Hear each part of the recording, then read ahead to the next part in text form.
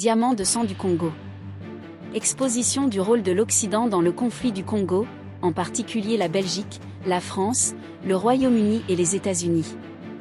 Les géants de la technologie, Apple et Tesla, sont-ils impliqués? Suivez l'histoire de l'intérieur.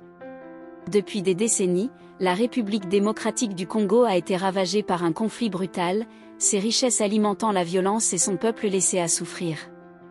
On nous a dit que c'était une guerre alimentée par des pays voisins, mais si l'histoire était plus complexe? Kilimanjaro News Network plonge dans un réseau d'implications occidentales, des entreprises profitant des minerais de conflit au gouvernement exerçant leur influence en coulisses. Tournons-nous les yeux face à notre propre rôle dans le bain de sang?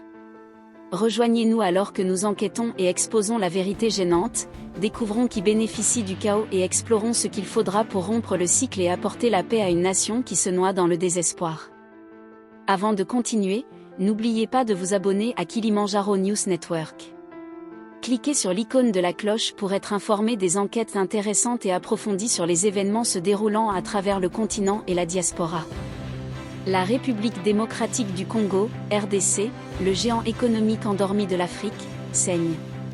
Depuis des décennies, un conflit alimenté par un mélange toxique de cupidité, de cicatrices historiques et de manœuvres géopolitiques a ravagé cette nation riche en minéraux, laissant des millions de personnes déplacées et d'innombrables morts.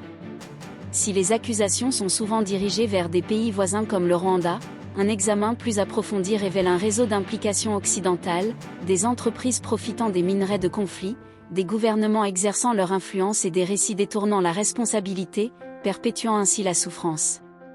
Les racines du conflit sont profondes, entrelacées avec la règle coloniale brutale de la Belgique et les répercussions du génocide rwandais. Les puissances occidentales ont joué un rôle allant au-delà de la formation de ces héritages, laissant derrière elles des tensions ethniques et une instabilité politique propice à l'exploitation. Aujourd'hui, on accuse les entreprises occidentales de fermer les yeux sur la source de leurs minerais, or, coltan et tantale, qui garnissent leurs produits électroniques et bijoux. Pillés dans des zones de conflit par des groupes armés, ces minerais alimentent la machine de guerre, enrichissant les sociétés tout en finançant les bains de sang. Malgré des initiatives telles que la loi Dodd-Frank, des inquiétudes persistent quant aux failles et à l'application laxiste, permettant au cycle de violence de perdurer. Les gouvernements occidentaux ont également les mains dans la tourmente de la RDC. Leurs intérêts économiques et préoccupations stratégiques se traduisent souvent par une influence politique, soutenant certaines factions et façonnant la dynamique régionale. Alors que les missions de maintien de la paix visent à apaiser la violence, les critiques soutiennent qu'elles peuvent involontairement prolonger le conflit, créant une dépendance à l'intervention externe. Lorsque des accusations surgissent, le récit change souvent, détournant la responsabilité vers des acteurs régionaux tels que le Rwanda. Bien que leur implication mérite d'être examinée, cette tactique ignore commodément le réseau complexe d'influence et de responsabilité occidentale. Elle permet aux entreprises et aux gouvernements de maintenir une façade d'innocence pendant que le conflit persiste. Qui profite? Alors que des millions souffrent, quelques-uns récoltent les bénéfices. Les groupes armés garnissent leurs poches de richesses minérales, finançant leurs opérations et perpétuant la violence.